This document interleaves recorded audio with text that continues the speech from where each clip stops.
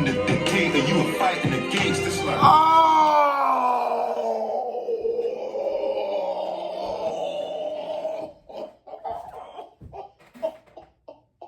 Why you hating? I hit 2 million views on my basement. Two told me, bro, let's go out on vacation. I'm still on probation, big bro, I came. Finally, K-So has come back with another reaction. And today we are reacting to Dave, 3 Rivers. Now, I've been wanting to go back to, I think it's We're All Alone in This Together. Yeah, We're All Alone in This Together, album by Dave. So I'm not gonna go track by track, but I want y'all to drop in the comments, what are y'all favorite records off this project? Now I'm ready to get to it, but before I do, the Dipper has officially launched his merchandise line. You see it here. You can go get that drip from the Dip. That's that big ticket. Now go to that pinned comment and get you a t-shirt. Now I'm done talking, but before I break it down, hit that thumbs up button if you're new to the channel. Hey, how are you doing? Hit that subscribe button, because if you don't subscribe, your granny is a dirty,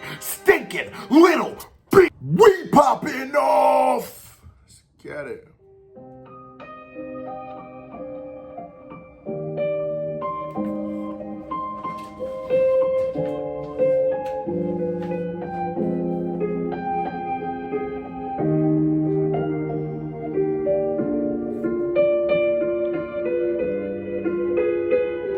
look, imagine an island where the party never ends, where it's less about money and it's more about friends, where the vibes can't done. It's less about funding and more about fun. Tropical sun, that's life in the 60s coming from the Caribbean. You know Ian, Delroy, Vivian, Winston, who got drafted to England. Windrush babies from Kingston to Brixton. To say that the life of the party are wrong, my Jamaicans, the entire party, I can't see. Big Notting Hill Carney, I can't see. Do you know what I love about Dave? It's his...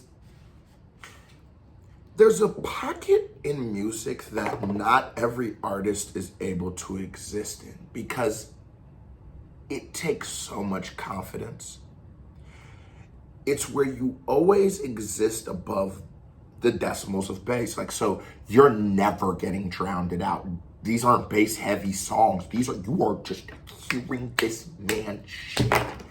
And Dave is such a poet that I love that about him. Now, he does have like some songs that do, hit like that. But the one thing of the records I've heard off this project is how strong the vocals are, because he's not scared. Sometimes artists are scared to truly be heard, and you're like, what? How could they be? Come on. Beat hot as a bitch. I don't really got the lines for this motherfucker. That's how it be. And it takes real confidence as an artist to always exist above the bass. And Dave always does it. It just makes you want to be like, keep going, Dave. The entire party, I can't see. Big Notting Hill Carney, I can't see. And the ride's fiberglass to your one see. Imagine a place where you raise your kids, the only place you live says you ain't a brick. They're deporting our people and it makes me sick, cause they were broken by the country that they came to fix. It's like...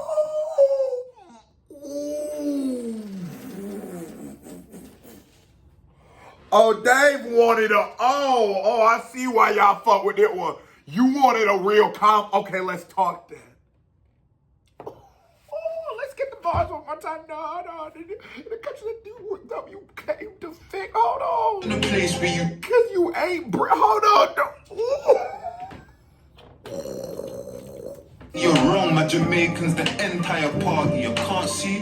Big Notting Hill Carney, I can't see. And the ride's fiberglass to your one see. Imagine a place where you raise your kids, the only place you live says you ain't a brick. They're deporting our people and it makes me sick, cause they were broken by the country that they came to fix. It's like they came.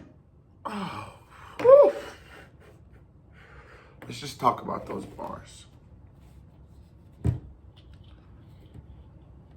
Not being a citizen, I'm a citizen. I was born in America, but like not being a citizen would always, for people who aren't, I know a lot of people who aren't, there's always sort of a sense of fear in this, and this is in America, that like What if my work permit expires? What if I flunk out of school? What if the marriage doesn't work? What if all these kind of things? Because the uncertainty, you're not even sure. Like, you know, you're not even sure. You go to jail, you'll get deported. You're not sure. You don't have that same safety net of, at least if I get to jail, they'll just let me out in the streets. I'll figure some shit out. I won't be displaced.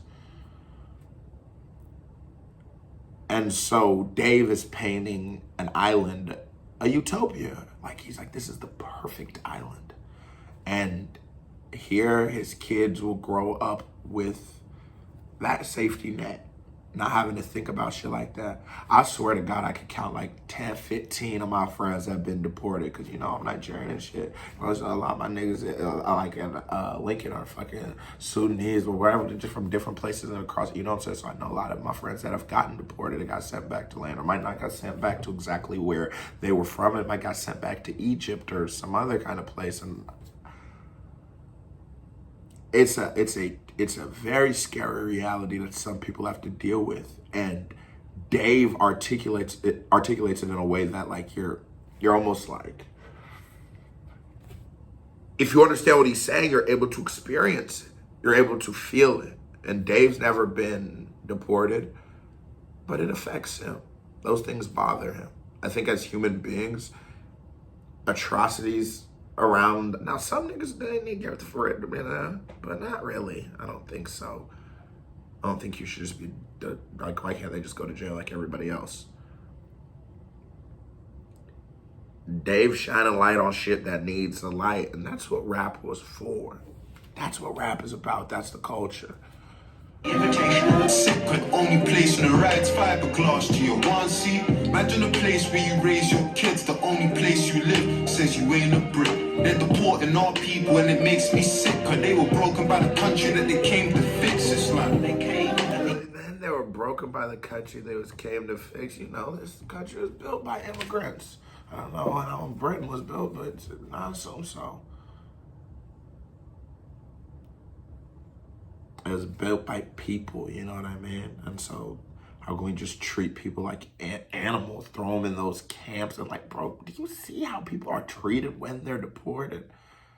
It's an atrocity. Invitation. The passports were stacked indefinitely to remain. But for some of the children, that was a false promise.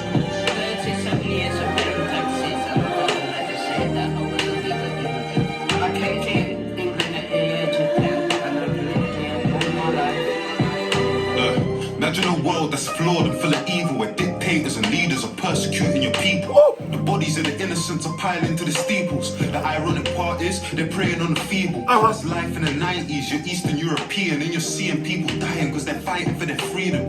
They show you violence for having a voice. You move out with your kids and hope of having a choice. Oh my God, no. I've been disrespecting Dave. Now, y'all all know Dave is my favorite rapper, but I've been disrespecting from Dave because I haven't been doing his album cuts. I've been doing like random songs that people have been requesting and like his new releases, and they're fire. But I almost forgot why I decided he was my favorite rapper. It is the way that he paints the picture. It is the uniqueness of his flows. It is the stories. It's, you know, sometimes we look at rap and a little bit of it is it's losing its way, you know. You make music to, like, you know, hopefully make some money and express yourself, feel a little better, and then hopefully it'll take you out of the worst position you're in. But then you see a lot of rappers who become rich, and then they become rich, and now they go to war with another rapper and then die. You go, what the fuck? How we lead the streets come die fucking in the music industry? The fuck, they don't die over Subway. Why the fuck you dying over some rap? It's just a job, right? He lost his way. And Dave is the artist that was so brilliant. He made me fall in love with an entire music scene. There would not be a single reaction, like any nigga that's not from America, if it wasn't for Dave. I heard him and went, what the fuck? Let me hear some more. Not saying that no one else is great. We have some great artists, but he's the guy that did that for me. we might just react to this whole album. Let's do the songs first. Let's send me y'all joints. Drop it in the Patreon. Don't forget I got a Patreon. They show you violence for having a voice. You move out with your kids and hope of having a choice. Life throws you a spanner, you can't handle the pain. So you gamble and you drink and then you gamble again. You argue with your wife and then you sleep on the couch. You hit your children and start freezing them out. You try and work things out, but it's never the same. All the women in your household are living afraid. When you look into the mirror, you're reminded again that you become the dictator you were fighting against. It's like,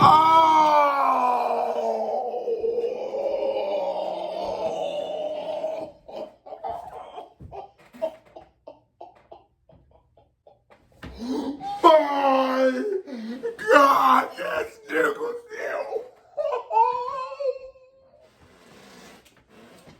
Stop. Fucking stop, bro. This nigga is the guy. He the motherfucker. Gave me the awards. Gave me the awards. Gave me the awards. This nigga said, and then you look in the mirror, you're then again sad. Oh my. sleep on the couch. You hit your children and start freezing them out. You try and work things out, but it's never the same. All the women in your household are living afraid. When you look into the mirror, you're reminded again that you become the dictator you were fighting against. Oh!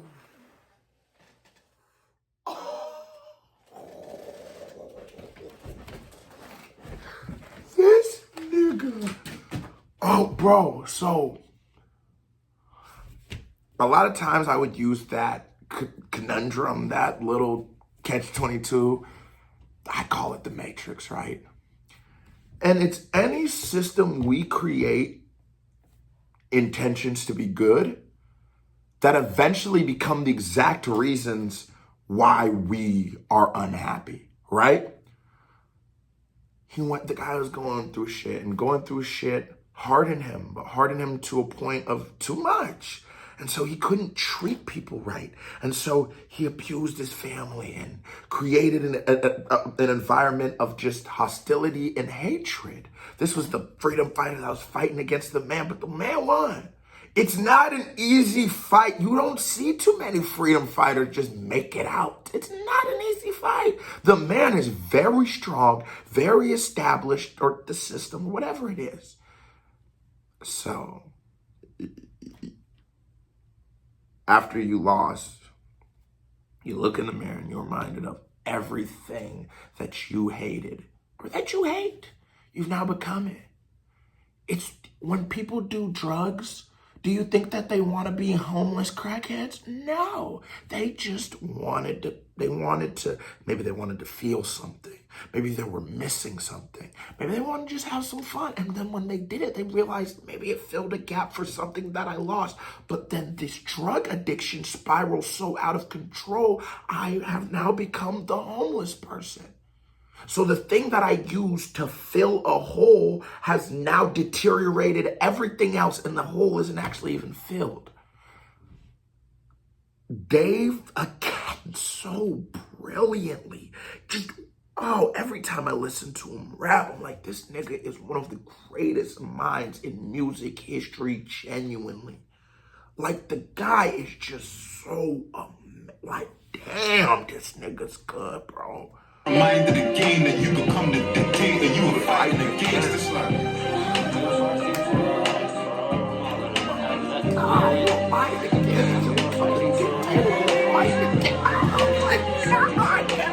bro, just thinking about that line fucked me up. He ain't even had to say it. I just thought about it. I said, what the fuck? Oh, this nigga got off. Man, that bitch gave me shivers. That shit gave me chills down my spine, goosies, and bro, damn. Hold on. hit your children and start freezing them out. You try and work things out, but it's never the same. All the women in your household are living afraid. When you look into the mirror, you're reminded again that you become the dictator you were fighting against. It's like, that gotta be the next Instagram caption, y'all. That gotta be my next Instagram caption, y'all. fuck is you talking about?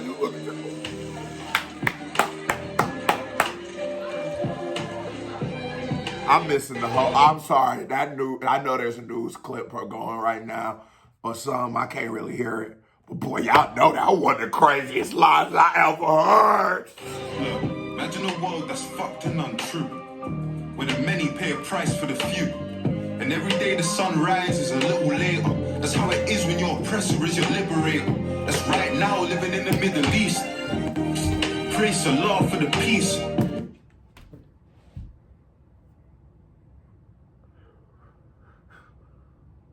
Oh my God. This is the greatest rapper of all time. I don't care. That's the greatest rapper of all time. That's what happens when your oppressor is your liberator. It creates a very weird system where the person who's been enslaving you now signs a document to free you. And now how do we coexist? How do we exist? What is the thing? Because I guess, yeah, like, shout out to you. I guess, sort of. What about the boats? We gonna just forget about the whips and shit? Like, no, water under the bridge. Still a different water fountain. Okay, I see.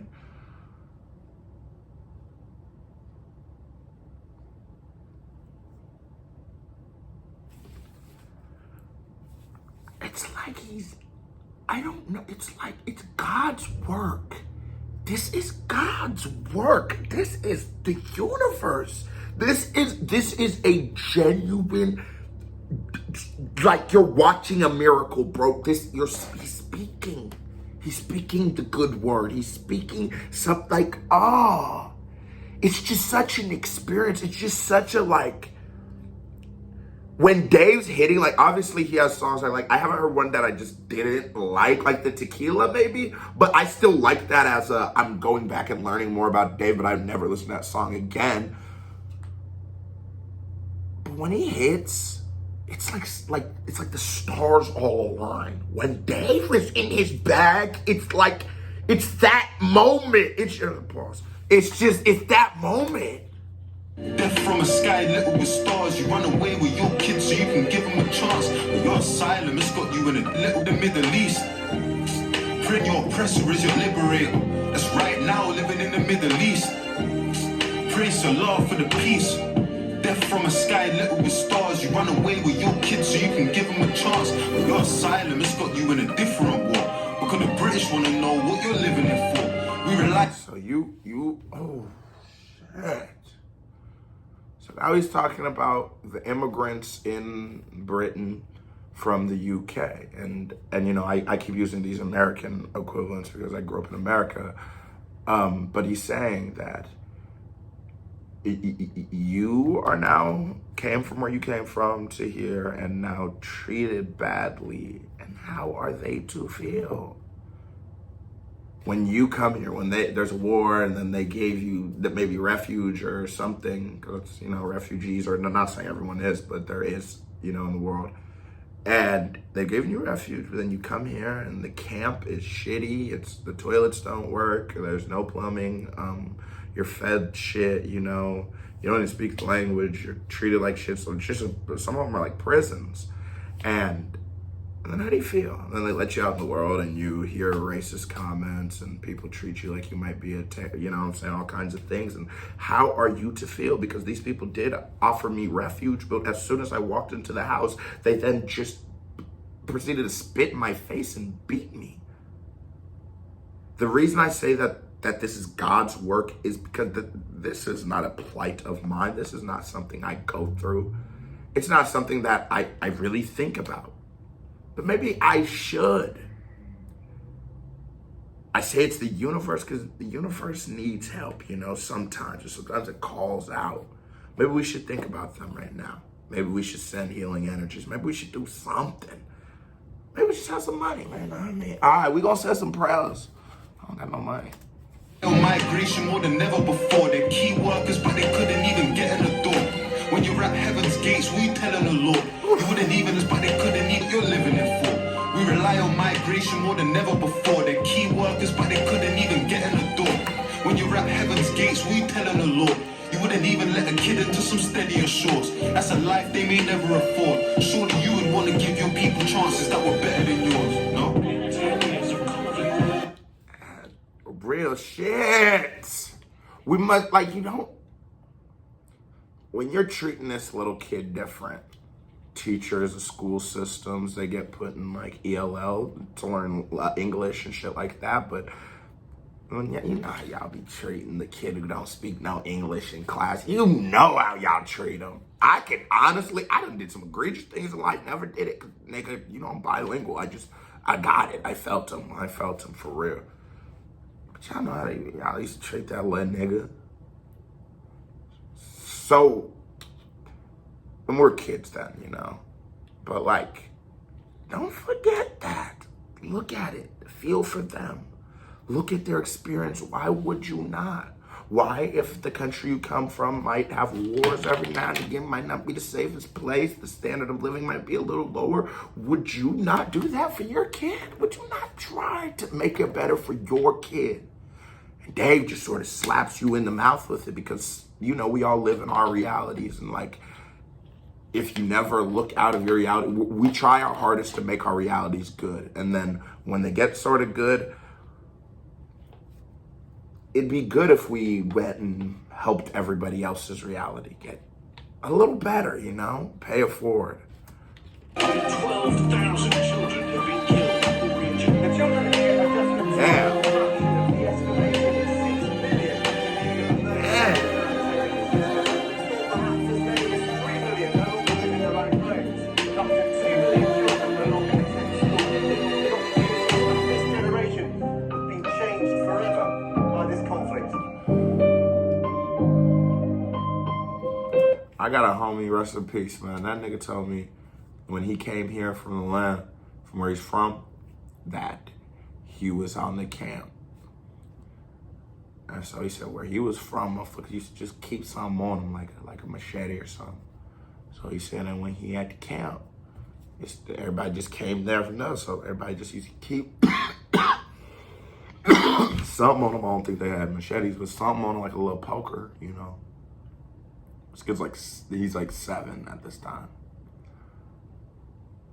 And he gets out into reality, and you would think that this camp would be, or the place that he's staying would be ingratiating him into society, would be preparing him to live in not a war, because he was coming from a place of war. This wasn't your average child, the way me and you might want a box of crayons or things like that. He wanted a gun because he needed to protect his family, and it's very understandable. But when he gets to the camp, you should teach him, you're going to Nebraska, you don't need this. You don't need this, but he's still a warrior. It's PTSD. When he comes back from war and he's on the side of the street, it's because his brain can't get out of that. This is a fucking 6-year-old trying to process these things. So he's a warrior. So he comes and, yeah, my boy was a warrior. He was he was on that. That nigga that was one of the only people I've ever called because I needed, like, protection. I needed help. My nigga's dead now. And I sit and I think and I go, maybe if when he got out of war, deprogrammed, because he had to be programmed you meet 6-year-olds. Those niggas don't be knowing how to shoot guns. So he had to learn that. Instead of to unteach him that, he just threw him out in the world. That kid's fucked up, man. That nigga been through shit.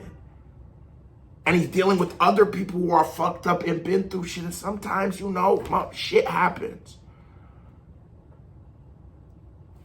But I blame us. I blame the society. Why was that kid not prepared to live in Nebraska? You don't gotta do that.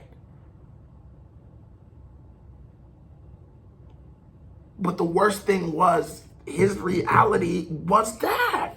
Obviously, it wasn't no cap. It was real, but there was always another way, but he didn't get to see it. And if you hear some of the things that he says, like, nah, we should probably get some, like, programs and shit. Like, my man understood. He was getting it, he was learning, it was changing, but he's not here anymore to fulfill those things.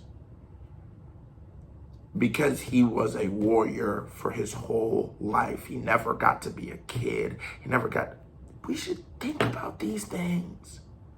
So when you brush him aside, he's the, you know, not saying my man's rest in peace, you know what I'm saying? My nigga used to be fresh as hell. Fuck what you talking about. Like, let's say like the stinky kid from the other country, don't speak no English in class or whatever it be, at work, whatever it be. No, I'm really talking about the kids. And instead of to push them away, maybe you start teaching that nigga out of love. Hey, cuz, I got you on, so I ain't even dissing you nothing. Let me hit you off with this Old Spice, put you right under there. You're gonna be right. That's all. Don't even tell nobody. I told you. $2 at the store. Hey, cuz, nah, you ain't nigga was tripping. You ain't even gotta punch him. It ain't even like that. We don't even get down like that.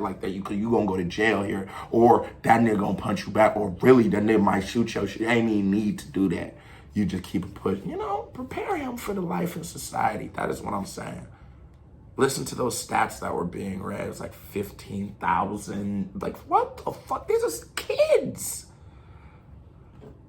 God, this is a good song. I forgot I'm like in a movie right now. That shit was damn. But it's real. It's real, y'all. It's really real.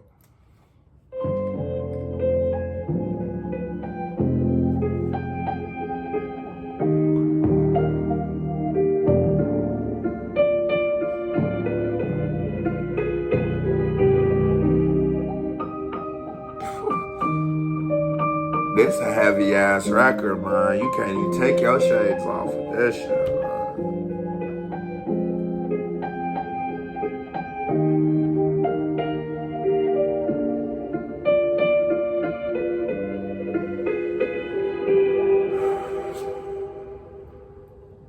I went to silence when I need to know who the fuck I was, bro. I want to hear anyone else shut everyone else out. So I could just hear myself, bro. You know what I'm saying? Because we live in this world, yeah? You stand still, the way the tide's set up, it will take you away from yourself. You feel me? And then I was like, alright, cool. But I had to get silent, but it's not like man's going against the tide, because going against... Oh, and that's the artwork on the river. We're all along. Oh man, this is a heavy one, y'all. Still makes it about them. Still makes it. Man's going against the tide, because going against the tide still makes it about them. Still makes it about the poison that you've internalized that's in your mind. You feel me? It's like, bro, like... That's God's work, man. The poison that you've internalized in your mind by creating things to kill ourselves. When I was in